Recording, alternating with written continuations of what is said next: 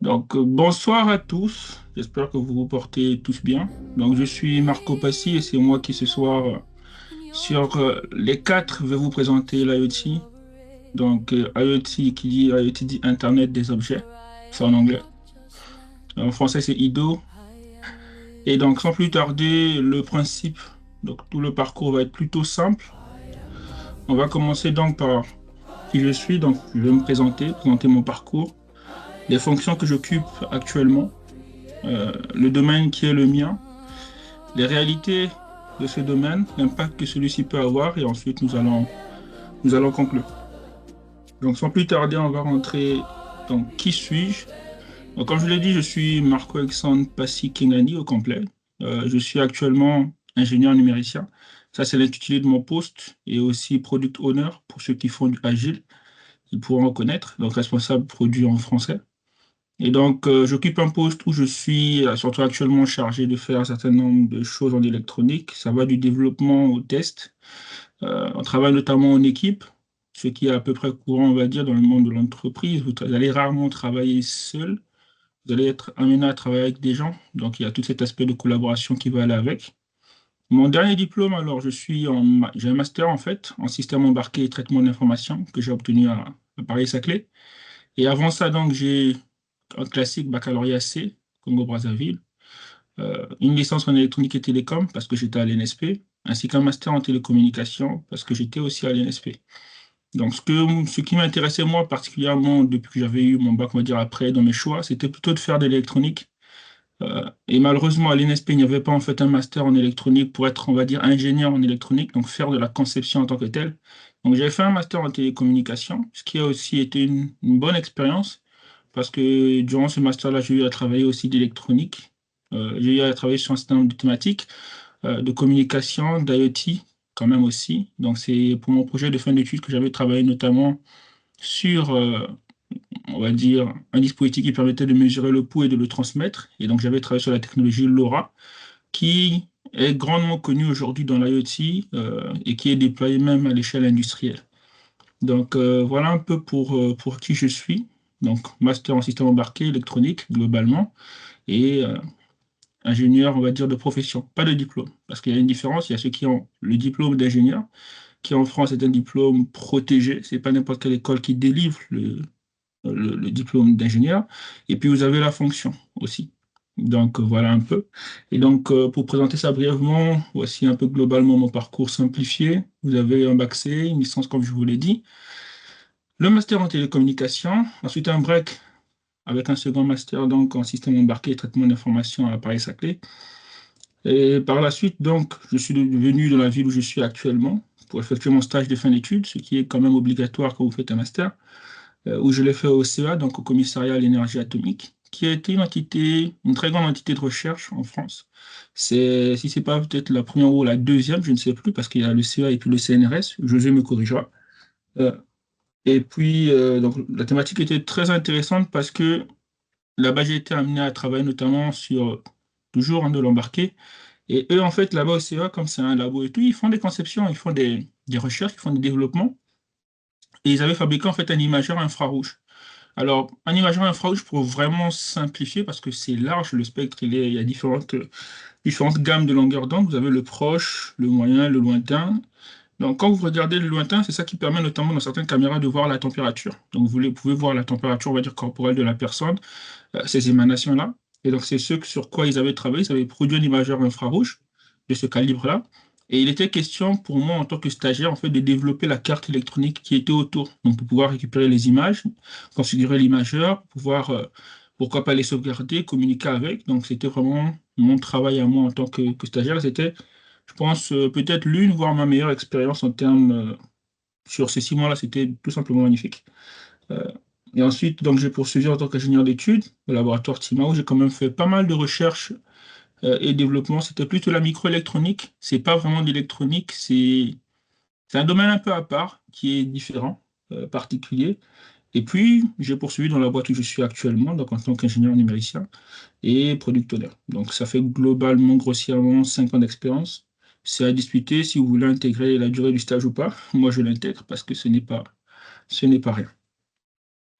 Donc, Comme je l'ai dit, globalement, donc stagiaire au CA, donc j'étais chargé de faire de la conception hardware et faire du développement embarqué. J'ai beaucoup aimé parce que j'avais aussi une grande flexibilité en fait et une très grande liberté de proposition avec mon maître de stage. Ça, c'était excellent, juste. Ensuite, au laboratoire TIMA, très bon environnement aussi, avec des gens qui étaient des PhD et des chercheurs. Donc de la microélectronique, brevet en cours, reste à savoir s'il va passer, et notamment des publications qui ont suivi après sur les travaux que j'avais entamés.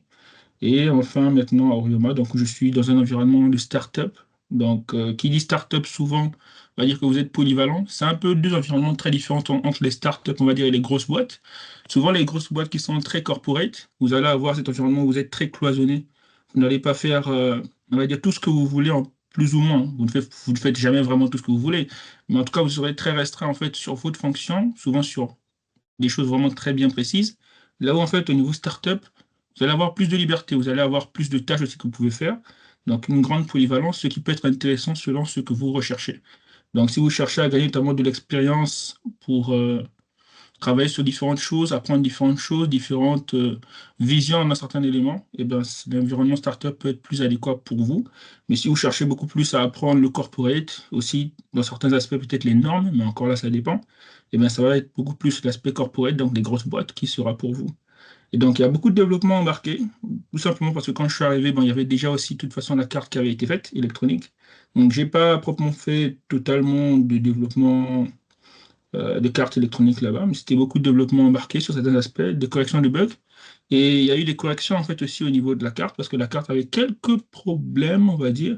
Et donc pour ça, en fait, il faut s'y connaître, parce que si vous ne vous y connaissez pas en tant qu'ingénieur en électronique, en carte électronique, eh bien, vous aurez des difficultés en fait à repérer un certain nombre de problèmes et de difficultés. Donc il y a du test, forcément, il faut tester les cartes, il faut tester si tout est fonctionnel quand vous développez, il faut faire du debug.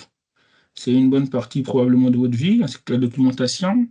Vous avez des études en tant que product owner et autres. Donc, j'ai eu à faire un certain nombre d'études pour certains produits, voir comment cela allait être constitué, qu'est-ce qu'il fallait mettre à l'intérieur, quelles étaient les possibilités, potentiellement aussi estimer les coûts.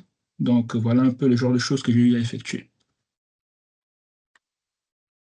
Alors, on va laisser tomber qui je suis et entrer un peu plus dans le vif du sujet, mon domaine. Alors, mon domaine à moi, je suis ingénieur électronique en système embarqué, donc système embarqué traitement d'information. C'est quoi en fait un système embarqué? Bon, c'est comme son nom le dit, c'est un système qui est embarqué, embarqué dans quelque chose, c'est de l'électronique. Et souvent, dans cette filière-là, vous allez avoir le principe même, je pense, qui peut être très fondateur, c'est un principe de contrainte. Quand vous avez votre téléphone portable, c'est un système embarqué.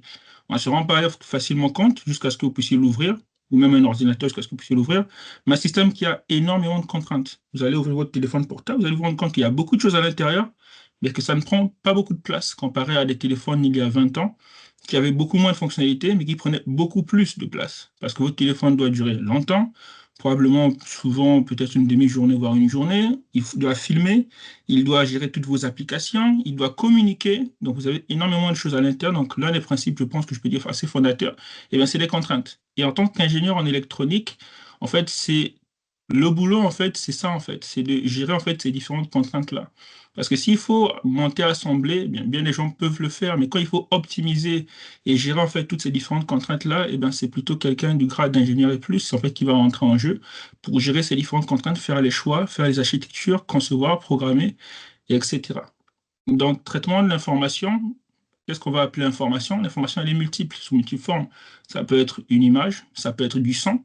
Et donc, vous pouvez être amené justement à traiter notamment de l'image, pour pourquoi pas détecter des personnes, traiter du son pour reconnaître qui parle, par exemple. Donc, ça, c'est le type de choses, typiquement, on va dire grossièrement, qui sont dans le type de l'information. Quand on dit traitement de l'information et quand on dit système embarqué. Et donc là, actuellement, mon domaine, je dis IoT, spécifiquement parce que j'évolue actuellement dans l'IoT. Ça ne veut pas dire que c'est la seule chose que je peux faire. En tant qu'ingénieur en électronique, on peut être amené à, pourquoi pas, changer un peu de domaine en électronique, parce que c'est un domaine qui est très large. Vous avez l'IoT, vous avez la puissance, vous avez les convertisseurs de puissance, donc dans l'énergie, que vous allez retrouver notamment pour ceux qui ont des panneaux solaires et qui vont vouloir les convertir en 220 volts, eh bien, il faut passer du continu en alternatif. Donc, vous avez là une partie puissance. Ça, c'est peut-être quelque chose qui sera abordé par un de mes collègues plus tard, un de mes amis plus tard. Et donc, l'électronique, en fait, elle a beaucoup d'aspects, beaucoup de domaines. C'est un domaine qui est très large. Et donc, vous pouvez en fait, vous ne pourrez jamais tout faire. Donc, vous allez souvent choisir un domaine qui vous sied le mieux, en fait, qui vous plaît le plus. Et donc, celui dans lequel j'évolue, eh ben, c'est l'Internet des objets. Et qui dit Internet des objets, dit Internet et dit objet. Donc, c'est un objet qui est sur Internet, donc c'est un objet qui va communiquer. Parce qu'à la base, Internet, c'est quand même le réseau informatique le plus grand. Ce ne sont qu'un ensemble d'ordinateurs, on va dire, de périphériques, qui communiquent. Et juste la particularité d'Internet, eh ben, c'est parce que c'est le plus grand. Donc, c'est pas parce qu'on dit Internet des objets que c'est forcément en réalité Internet, parce que l'objet n'est pas forcément sur Internet. Il peut être, on va dire, en local et tout de même communiquer également. Et on va voir que l'Internet des objets, en fait, ça touche beaucoup de secteurs. On va les parcourir un peu rapidement. On va pas beaucoup s'attarder parce qu'il y en a énormément, en fait. Et bien, le premier domaine, ça va être typiquement le smart building. Donc, qui dit smart building dit donc bâtiment intelligent. C'est pour faire beaucoup de choses que vous pouvez faire à l'intérieur avec l'IoT, donc avec l'électronique. Vous pouvez suivre la température, notamment dans les pièces, dans le frigo, etc. Vous pouvez mesurer l'humidité, notamment.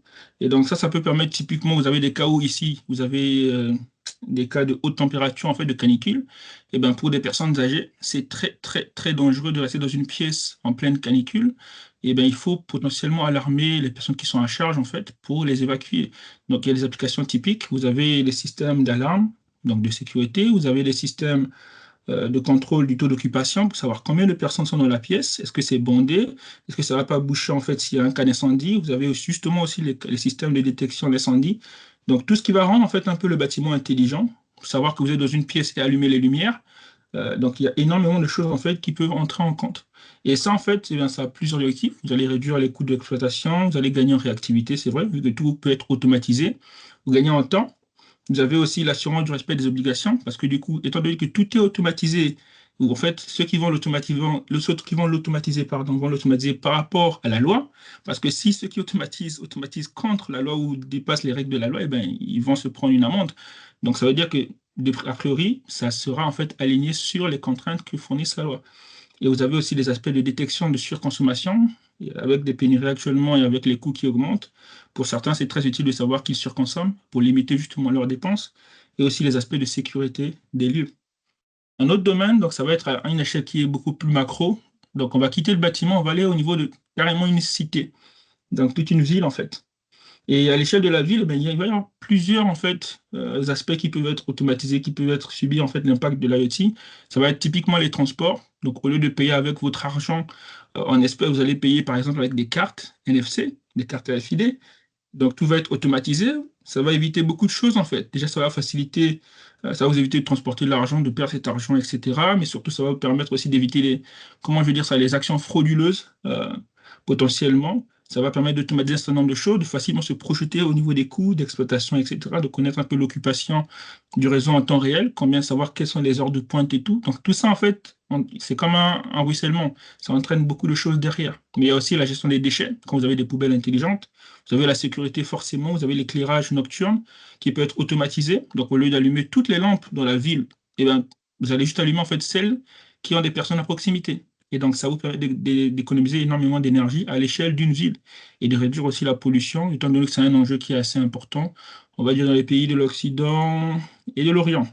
Donc, vous avez de la gestion de bâtiments, la protection de l'environnement, vous avez aussi la météo, parce que pour connaître justement quelle météo il va faire, eh bien, il faut des stations en fait qui vont recueillir les données climatiques. Et ces données climatiques-là, il faut qu'elles les transmettent. Donc, c'est aussi de l'IoT en fait. Pour savoir que demain il va pleuvoir, eh bien, il faut enregistrer les données en temps réel et les transmettre. Donc, vous avez tous ces aspects-là en fait qui rentrent en compte et bien plus encore pour avoir une cité, une ville en fait qui est intelligente. Et vous avez d'autres domaines encore, comme la santé. La santé, typiquement, on les voit dans les publicités, on voit les montres connectées, donc qui surveillent votre pouls et d'autres constantes vitales pour justement avertir en cas de problème. Je me souviens, j'avais entendu parler notamment d'un cas où il y avait eu un accident dans un lieu qui était visiblement isolé, si mes souvenirs sont bons. Et c'est l'appareil en fait qui avait automatiquement appelé potentiellement par voie satellitaire, je me souviens plus, les ambulances ou qui avait prévenu en SOS. Et c'est comme ça que la personne avait notamment été sauvée. Et donc il y a ces aspects-là en fait qui peuvent rentrer en compte. Donc dans le médical, que ce soit les distributeurs automatiques de pilules, les tensiomètres, donc pour mesurer la tension en continu. Et pareil pour la pompe à insuline aussi. Donc il y a beaucoup de choses en fait qui sont impactées directement par l'IoT, tant pour relever les données, mais surtout pour les transmettre en fait de façon efficace et sûre pour justement permettre d'avoir un meilleur suivi des patients, avoir un meilleur suivi de sa santé, une meilleure gestion du sommeil, des équipements, des ressources, etc. Donc tout ça, en fait, ça joue énormément en notre faveur. On a bien sûr aussi forcément, quand il faut optimiser le workflow et optimiser l'argent, on ne blague pas avec l'industrie. C'est énormément d'argent qui est en jeu. Donc, il y a forcément le contrôle qualité qui va rentrer en jeu. Vous avez notamment les chaînes de production qui sont automatisées. Vous avez toute la gestion en fait des stocks, des dépôts, des chaînes d'approvisionnement qui sont aujourd'hui connectées. Donc, vous pouvez suivre le camion en temps réel, savoir où il est. Quand vous commandez un article en ligne, eh bien, vous suivez le vendeur, en fait. Quand vous avez un certain nombre de choses, en fait, tout est automatisé, tout est plus ou moins intelligent dans la mesure du possible où ça peut être économiquement viable parce que tout ne s'automatise pas. Donc, il y a tout cet impact, en fait, que cela peut avoir sur l'industrie. Les robots collaboratifs et autres, bon, ça, c'est les aspects que je pourrais potentiellement aborder. Et donc forcément, un des enjeux aussi énormes, c'est l'agriculture. C'est aussi un aspect que je pourra aborder parce qu'aujourd'hui, vous avez en fait des appareils qui peuvent être totalement autonomes en fait, avec des technologies telles que la RTK pour se géolocaliser en fait dans un champ. Donc le tracteur n'a même peut ne pas avoir quelqu'un en fait à l'intérieur. Automatiquement en fait avec les données GPS, il peut parcourir le champ. C'est pareil pour les drones, c'est pareil pour un certain nombre de produits. Donc vous allez automatiser toute la gestion de votre champ en fait pour l'arroser, pour faire un certain nombre de choses. Tout ça grâce à l'agriculture.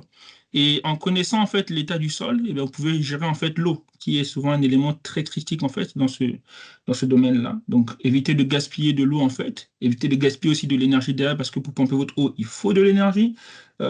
Pareil pour la santé des animaux. Aujourd'hui, vous avez des animaux qui ont des noms, mais pas que en fait. Vous avez même le suivi de la viande. Donc dans certains domaines, on est capable de vous dire d'où provient telle viande en fait, parce qu'il y a ce suivi-là en fait qui est fait.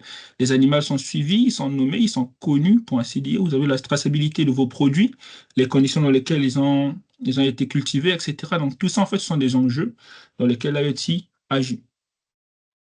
Et on continue avec l'énergie, forcément. J'ai parlé dernièrement donc, des panneaux solaires, donc l'énergie renouvelable. Vous avez la simulation des réseaux, connaître la charge du réseau, est-ce que ça va supporter, donc simuler les réseaux et tout. Vous avez le comptage intelligent. Donc, dans certains pays, vous ne payez pas en fait directement. Les compteurs en fait sont intelligents. Donc, vous recevez votre facture numériquement et donc tout est fait à distance quasiment. Vous avez la recharge, les bornes, etc. Donc, l'énergie est un domaine dans lequel en fait ça agit énormément pour gérer notamment sa consommation, pour optimiser ses dépenses. Donc, tout rentre en jeu en fait. Donc, dans le sport, ça c'est connu.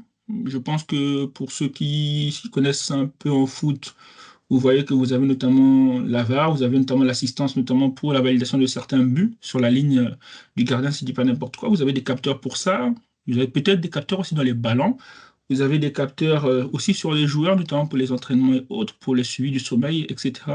Donc, toutes ces constantes, en fait, sont suivies, sont analysées, sont traitées, notamment avec de l'IA. Donc, dans tout ça, en fait, je n'ai pas parlé particulièrement d'IA, mais aujourd'hui, de plus en plus, il y a de l'IA qui peut être intégrée directement sur l'objet, mais qui peut être aussi déportée. Donc, les données sont envoyées en externe et elles sont traitées en externe, donc sur le cloud. Tout comme dans certains cas spécifiques, l'IA peut être embarquée en fait dans l'objet. Et donc tout ça en fait, ça dépend des choix qui sont faits lors de la conception. Tout ça, c'est des choix, c'est des choses qui se discutent. Et la conception en dépend beaucoup en fait, et le coût aussi en dépend beaucoup. Donc je vais essayer de me dépêcher. Donc forcément, il y a aussi le commerce. Donc dans les solutions de paiement sans contact, c'est de l'IoT. Dans la manipulation des palettes autonomes, c'est de l'IoT, etc. Donc tout ça pour connaître le flux. Quand vous allez dans les supermarchés, vous avez en fait, vous voyez des étiquettes qui sont en blanc-noir. Et en fait, il y a des automatismes derrière en fait, pour mettre à jour le prix, pour mettre à jour le nom de l'article, etc. Donc, au lieu de venir changer les 10 000 articles manuellement, et bien, tout ça peut être automatisé justement grâce à l'IoT. Et il y a plein d'autres choses encore. Donc, c'est tellement large. Dans la défense, bon, avec les enjeux que vous voyez actuellement, vous pouvez bien vous imaginer que bon, les munitions, les capteurs, les soldats eux-mêmes sont maintenant connectés. On sait quelle est la position du soldat en temps réel, on sait, etc. Plein de choses en fait, les robots et tout qu'en sorte. Donc c'est un domaine où en fait tout est connecté. Si vous n'êtes pas connecté, vous êtes presque aveugle en fait. Et donc c'est difficile de prendre les bonnes décisions au bon moment. L'information, c'est quand même le nerf de la guerre. Et donc vous avez tous ces aspects en fait qui sont très pris au sérieux quand vous voyez les grandes puissances. Et donc, ça fait partie intégrante, en fait, de leur système. C'est indivisible. Alors, pour faire, en fait, de l'IoT, eh bien, il faut des bases. La base, en fait, vous avez trois socles, grossièrement. Vous avez de l'électronique. L'électronique, donc vous allez avoir, surtout actuellement, ce qu'on appelle les microcontrôleurs. Donc, des choses que vous pouvez programmer, notamment. pour leur donner des fonctions, les faire réaliser un certain nombre d'opérations. Vous allez avoir notamment la programmation, justement, qui permet de leur donner, en fait, cette plus ou moins intelligence pour simplifier. Et vous avez la partie communication. Donc, il y a d'abord le MCU qui va faire un certain nombre de choses, mais qui doit les communiquer derrière pour parler de IoT, parce qu'il faut communiquer. Il y a un certain nombre de plateformes, en fait, qui sont souvent utilisées pour les débutants. Arduino, c'est typiquement pour les débutants. Après, ça dépendra quel Arduino vous utilisez. Mais typiquement, si vous utilisez pleinement la plateforme Arduino pour débuter en électronique, c'est encore un niveau malheureux. Bon, pas malheureusement, bien au contraire. Heureusement, au moins vous commencez débutant. Et plus vous avancez, et plus vous pouvez partir sur des plateformes qui seront beaucoup plus professionnelles, industrielles, telles que les STM32 et plus ou moins les Raspberry Pi aussi actuellement, ça dépendra, et les ESP. Donc, il y a tout un parcours, en fait, tout un cheminement qui se fait pour commencer à comprendre déjà les b.a.-ba de l'électronique, comment les circuits électroniques fonctionnent, comment réaliser des fonctions électroniques simples, jusqu'à arriver à leur donner, en fait, un système de programmation à travers les MCU, les rendre un peu plus intelligents, programmables, reconfigurables, et ensuite les faire communiquer derrière pour envoyer ces informations à distance. Donc, au niveau des cartes, qui permettent d'apprendre notamment, bon, vous avez des grandes communautés, on va dire. La communauté Arduino qui a été présentée précédemment, ESP, mais vous avez des choses qui sont beaucoup plus industrielles, on va dire, donc qui sont beaucoup plus dans le monde de l'entreprise. Raspberry Pi, quand même, ils sont quand même pas mal avec leurs cartes CM, les computer modules, donc 5, je pense, maintenant. Vous avez les NXP, vous avez très grandement ST, qui est franco-italien. Et vous avez Microchip. Donc, dans le temps, je pense qu'il y avait potentiellement des cartes, des puces en tout cas, de chez Microchip, les PIC.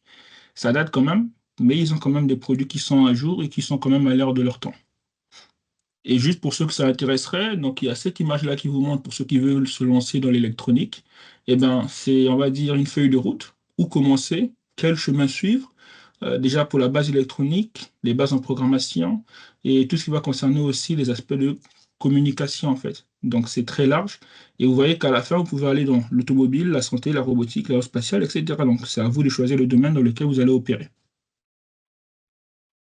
Et donc quand on fait la conception électronique, en fait, il y a un cycle. Et vous allez donc forcément commencer par l'idée, parce qu'il faut bien commencer quelque part. Et vous avez peut-être mieux à faire à rédiger. Parce que avoir une idée, c'est bien, mais savoir la formaliser, c'est mieux. Donc, une fois que vous avez l'idée, en fait, et le concept, eh bien, il faut rédiger ça, en fait, définir des specs. C'est très important parce que sinon, vous allez potentiellement pas vous en sortir. Et vous allez ensuite passer à une échelle de prototypage. Vous allez essayer de réaliser ça simplement avec des choses grossières. Ensuite, vous allez passer à un aspect plus avancé, donc réduire la carte, la miniaturiser, la rendre beaucoup plus professionnelle.